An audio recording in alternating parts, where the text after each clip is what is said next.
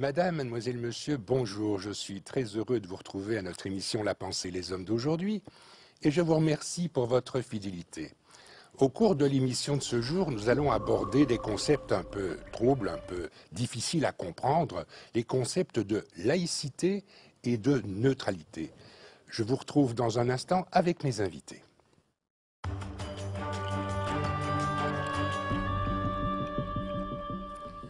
Alors, mes invités, j'ai comme invité Monsieur Olivier Maguin. Vous êtes député fédéral, vous êtes bourgmestre de Woluwe-Saint-Lambert, vous êtes aussi président du FDF et vous avez parlé de la laïcité. On va y revenir dans un instant. Je voudrais présenter ma seconde invitée, Nadia Gertz. Vous êtes Bonjour. bien connue dans les milieux laïcs, vous êtes fondatrice du Rappel. Vous avez aussi écrit un livre intitulé La neutralité n'est pas neutre, ouvrage publié aux éditions La Muette, et qui m'a un peu donné l'idée de la réflexion d'aujourd'hui sur les thèmes neutralité et laïcité. Monsieur Maguin, vous avez été très courageux en matière politique parce que récemment, vous avez demandé que l'on inscrive dans la Constitution de notre pays la notion de laïcité. Expliquez un peu vos intentions. C'est un concept, certes, qui peut paraître très éloigné d'un certain nombre de réalités immédiates dans la vie politique et qui pourtant mérite un véritable débat. Mérite pourquoi un débat? Parce que je crois qu'aujourd'hui, et ce n'est pas un problème de rapport à une religion en particulier, mais il y a une sorte de négation de l'autorité publique et de l'autorité publique supérieure aux autorités morales, que peuvent représenter certains courants philosophiques ou religieux. Or, je crois que dans le relativisme culturel que certains cherchent à imposer dans nos démocraties, on tente de nier ainsi le patrimoine d'un certain nombre de valeurs communes. La laïcité est venue consolider ce qui a émergé du siècle des Lumières jusqu'à nos temps actuels, qui était quand même le principe que l'autorité publique, la souveraine, s'imposait par la force de la loi civile à toute loi religieuse en particulier. Et ce sont des débats actuels.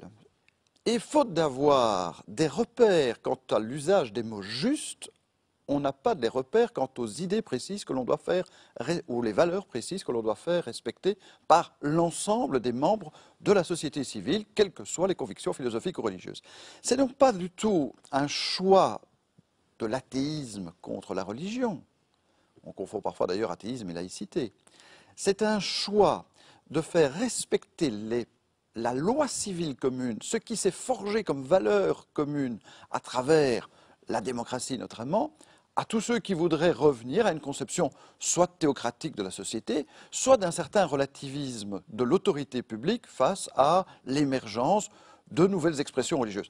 On le voit aussi bien aux États-Unis, où les courants conservateurs catholiques ou chrétiens sont très présents et sont en train de submerger la vie publique au point de nier un certain nombre de principes démocratiques. On le voit aussi dans d'autres continents, sur d'autres continents et dans le nôtre également.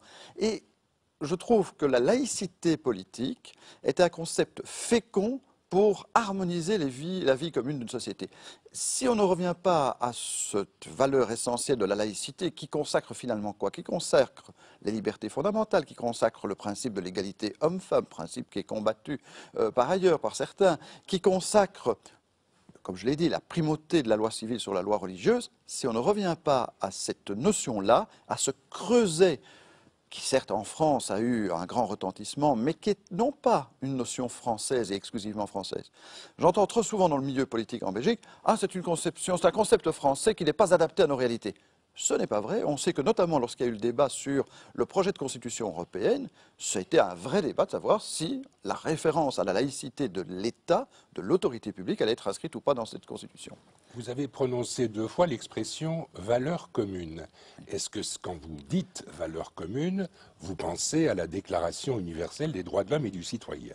Est-ce que c'est ça? Notamment, on voit bien qu'il y a aujourd'hui, et c'est en ça que je moi saluer la reconnaissance du couple Badinter par l'Université libre de Bruxelles, mon université, il y a une sorte de relativisme culturel qui voudrait nier ce qu'a quand même été l'émergence héritée du siècle du siècle des Lumières, à savoir qu'il y a des valeurs intangibles au-dessus des convictions les plus personnelles et respectables, mais qui fondent la démocratie.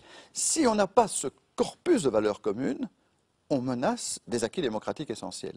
Et la laïcité de l'État est venue renforcer ce corpus de valeurs communes. La laïcité de l'État est venue dire, attention, à un moment donné, l'État est garant de ces valeurs communes, quelle que soit l'influence ou la recommandation que vous fait une autorité morale ou religieuse. Donc l'État n'est pas neutre. Alors, ça, c'est l'expression que je rejette catégoriquement, mais pas par référence au travail qu'a fait Mme Guert, par ailleurs. Certains disent, mais si on parlait de la neutralité de l'État, la neutralité de l'État serait un mot plus aisément acceptable par certains. C'est déjà l'aveu d'une faiblesse, à mon sens, c'est déjà l'aveu que on n'ose pas le mot de la laïcité de l'État parce qu'on n'ose pas le concept qui sous-tend le mot. On se réfugie dans un mot passe-partout. Bon, la neutralité de l'État, avant la Seconde Guerre mondiale, c'était la conduite de la politique étrangère de la Belgique, la neutralité. La neutralité, c'est l'État qui finalement se retire de ses prérogatives, de son autorité, et qui n'ose pas s'affirmer. C'est un État passéiste. Je ne suis pas pour que la laïcité de l'État soit subordonnée à d'autres types d'influences. Au contraire, l'État se doit d'être volontaire. La liberté, et Mme Badinter l'a bien rappelé dans son discours, la liberté, ce n'est pas faire uniquement ce qu'on a envie, ce n'est pas ce relativisme qui fait qu'au nom de la liberté de penser, toute valeur serait égale. Non, c'est reconnaître qu'à un moment donné, on fait ce que l'on veut, mais dans un cadre accepté, communément accepté, parce qu'il y a des valeurs intangibles. Dites-nous un peu, faites-nous un peu des confidences. Votre proposition, comment a-t-elle été acceptée parmi vos collègues parlementaires? Parce que j'imagine qu'il y a des partis politiques qui prônent la laïcité et qui devraient soutenir votre action. C'est la deuxième tentative que je fais. Ah, c'est déjà la seconde. La deuxième. Peut-être qu'il y en aura une troisième au rythme des législatives. C'est la deuxième. La deuxième. J'avais d'abord fait une démarche, il y a de cela 7-8 ans, pour, lors d'une déclaration de révision, ouvrir la déclaration au principe de la laïcité de l'État. J'avais eu un soutien en commission des partis que l'on considère généralement comme étant plus ouverts à ce principe de la laïcité de l'État, tant à gauche qu'à droite. Et puis en séance plénière, ils m'ont tous abandonné. Vous en lâchez, vous en lâchez. J'étais un des rares parlementaires à faire respecter le choix qui avait été fait en commission. Le mot d'ordre qui avait été donné dans les partis, surtout n'ouvrez pas ce débat-là. Trop dangereux. C'est-à-dire que électoralement, risquait d'être compris comme une atteinte à l'une ou l'autre religion, alors que beaucoup de membres de communautés religieuses comprennent très bien que la signification de la laïcité de l'État n'est pas une atteinte à leur religion, au contraire garantit le pluralisme, car la laïcité de l'État est la garantie du pluralisme philosophique et religieux. C'est quand vous avez une religion dominante que vous n'avez plus le pluralisme que garanti. Donc, certains me disaient, non, c'est pas le moment. Alors, c'est toujours la même chose dans le débat politique belge, vous connaissez le principe. On ne connaît des problèmes, on ne fait référence à certains concepts qu'au moment où on est confronté à des réalités. Alors évidemment, quand on est confronté... Ou à des difficultés. Ou à des difficultés. C'est quand on est confronté au débat sur le port du voile dans l'école, au guichet de l'administration, ainsi de suite, qu'on se dit, ah, quelles sont les références? Et on tente, toujours en Belgique, d'avoir plutôt des réponses. Alors ça, c'est très honorable. On se dit pragmatique. Mais de faire le débat par référence à un concept, à une ligne d'orientation, à une ligne de conduite qui s'ancre dans des valeurs essentielles que consacre la Constitution. C'est quoi la Constitution? C'est la norme la plus intangible. C'est dire à un moment donné aux citoyens, certes, on peut changer beaucoup de choses dans la société, on peut modifier des lois, mais la Constitution, c'est à ce point essentiel qu'elle est quand même une règle plus immuable que la loi ou un arrêté royal. Et je trouve que c'est ça le problème de la Belgique, c'est qu'on laisse chaque autorité administrative, un collège d'une commune, le pouvoir organisateur d'un enseignement, éventuellement un directeur d'école, assumer les dures réalités des choix qui doivent être faits. Et parce qu'on n'a pas tout simplement voulu organiser une norme de référence qui permet à ce moment-là d'ouvrir un débat, qui permet d'ouvrir un débat sur Jusqu'où accepte-t-on ou non la présence dans l'espace public de certaines expressions philosophiques ou religieuses? Jusqu'où accepte-t-on dans le milieu de la vie de la fonction publique l'expression ou non de certaines expressions philosophiques ou religieuses? Et on organise le débat pour arriver à un consensus, plutôt que d'avoir continuellement ces à-coups, comme on le fait trop souvent en Belgique, de décisions administratives ou d'initiatives législatives qui tentent de régler un aspect de la question sans jamais avoir la vue d'ensemble. En somme, en voulant inscrire le principe de la laïcité de l'État dans la Constitution, je souhaite organiser un débat qui porte sur l'application de ce principe général dans tous les domaines de la vie publique. Est-ce que vous avez des chances dans l'avenir, Olivier Minguen? Cette fois-ci, je m'y suis pris autrement.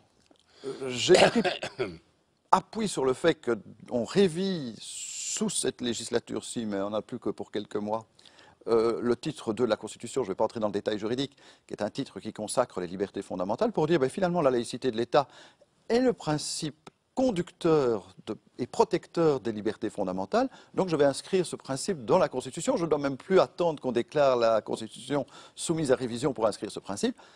Malheureusement, je n'ai aucun soutien aujourd'hui. Certes, beaucoup de soutien à l'extérieur de l'enceinte parlementaire, mais très peu à l'intérieur. Est-ce que vous souscrivez, Nadia Gers, à la définition et à l'ambition qu'Olivier Minguen a pour la laïcité en Belgique? Alors, je souscris très certainement à son ambition, puisque le principe d'inscription de la laïcité dans la Constitution belge est quand même ce qui a donné lieu à la naissance du rappel en 2007. Donc, je pourrais difficilement dire maintenant que je ne suis pas d'accord. Rappelez-nous ce que veut dire rappel. Donc, le rappel, c'est le réseau d'action pour la promotion d'un État laïque, donc, que nous avons mis sur pied à quelques-uns en 2007, justement pour revendiquer l'inscription du principe de laïcité dans la Constitution belge et dans les textes légaux des entités fédérées, puisqu'en Belgique, comme chacun sait, rien n'est jamais simple. Alors, quant à la définition de la laïcité, je rejoins tout à fait globalement ce que dit M. Minguen. Je voudrais simplement peut-être apporter une petite réflexion sur l'articulation entre neutralité et laïcité. Je disais tout à l'heure, en commençant, terme un peu trouble, parce qu'ils ne sont pas très clairs aux yeux du public. Qu'est-ce que c'est que la laïcité? M. Minguen vient de dire ce que c'est que pour lui, mais Oui. qu'est-ce que c'est que la neutralité par rapport à la laïcité? Alors, la laïcité, ça vient du latin neuter, c'est-à-dire ni l'un ni l'autre, hein, et donc est neutre, celui qui n'est ni à gauche ni à droite, ni blanc ni noir, ni ceci ni cela.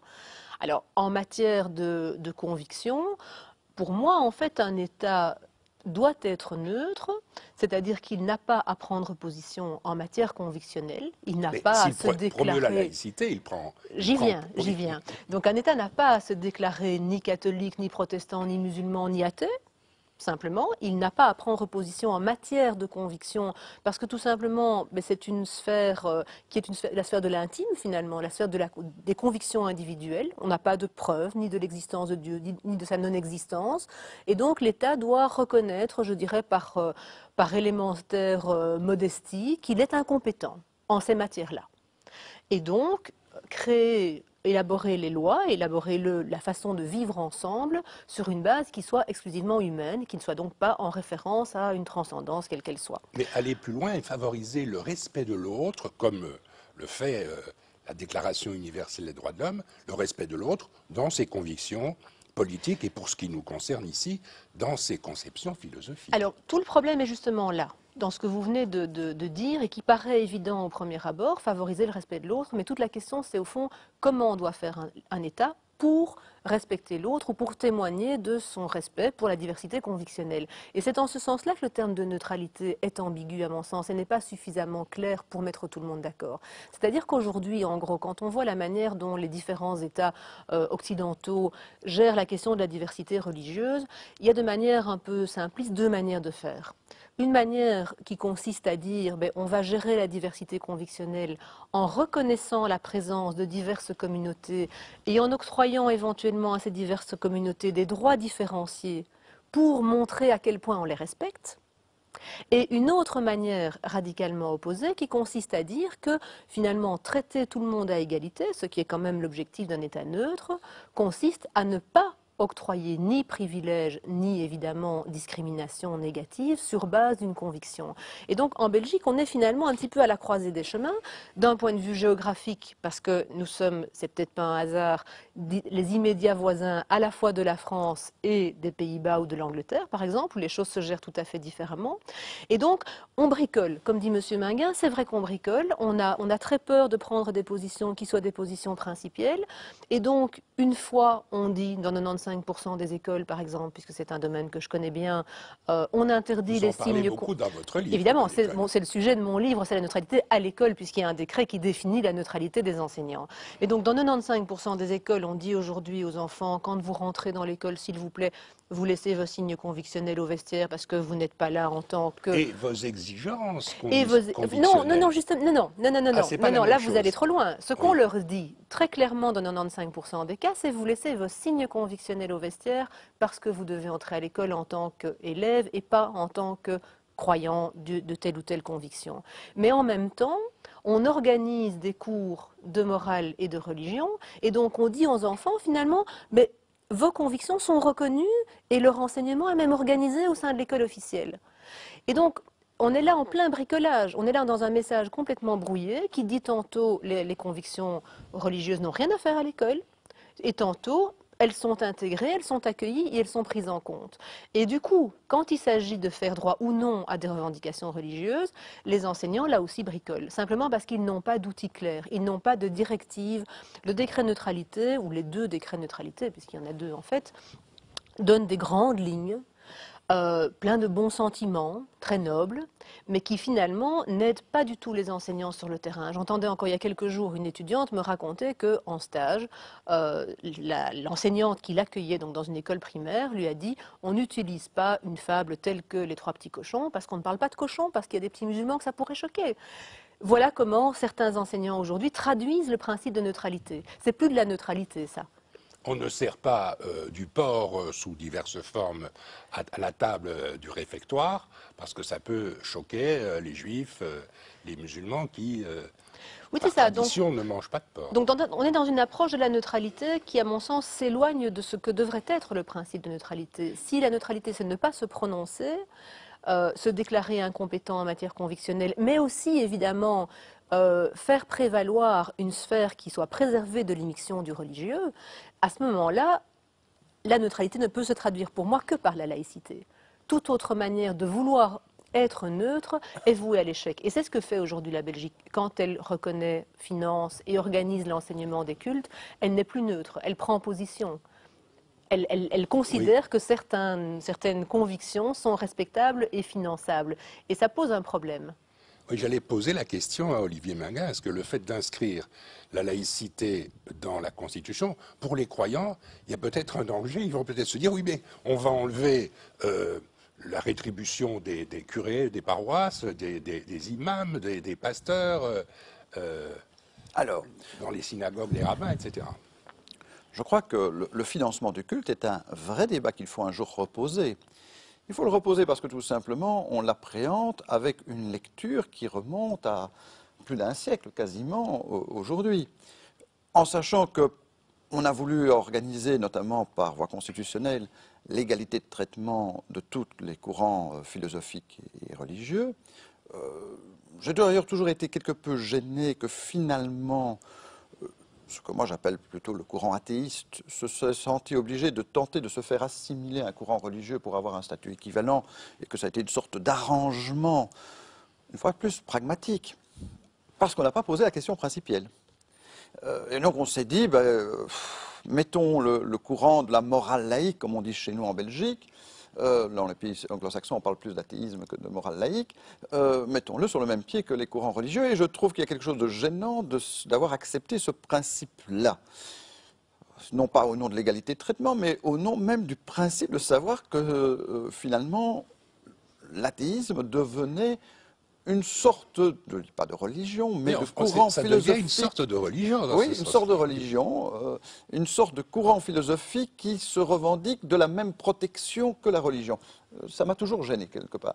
Mais pour revenir à la question de savoir le financement du culte, On sait très bien qu'aujourd'hui, il y a évidemment une tradition qui fait que l'Église catholique, romaine et apostolique est certainement le courant religieux le mieux protégé, le plus respecté dans son financement par les autorités publiques. Mais on sait très bien qu'il y en a une autre religion, la religion musulmane, qui finalement ne sollicite pas, sauf pour le financement des imams, qui ne sollicite pas les pouvoirs publics. Les communes sont quasiment... Les communes ne payent pas pour l'entretien des bâtiments de culte. Et on sait qu'il y a des financements alors qui sont indirects, qui viennent parfois des pays d'origine de ces communautés, et que ça pose un problème de contrôle. Alors, je suis sur cette question assez nuancé.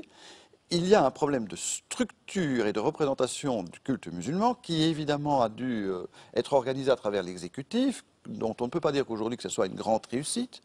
L'exécutif musulman est devenu un lieu de rivalité des puissances étrangères. On sait très bien qu'un certain nombre de pays tiers cherchent à travers cet exécutif à exercer une influence sur la communauté musulmane.